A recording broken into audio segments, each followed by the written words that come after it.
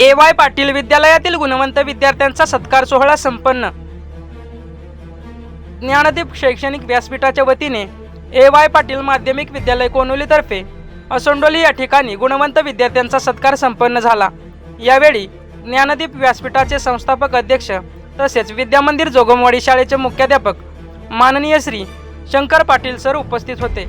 तसेच प्रमुख उपस्थित केंद्र शाळा मासुर्लीचे केंद्र प्रमुख माननीय श्री के.एस. लोटेकर सर उपस्थित होते।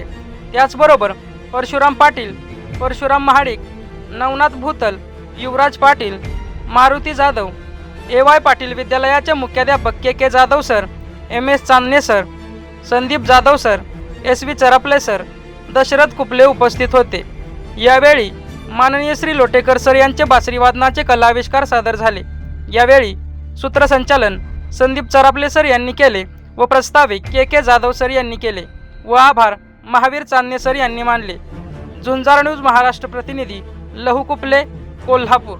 अशाच ताज्या घडामोडी पाहण्यासाठी आत्ताच झुंजार न्यूज महाराष्ट्र या चॅनलला लाईक, शेअर आणि सबस्क्राईब करा। झुंजार न्यूज महाराष्ट्र।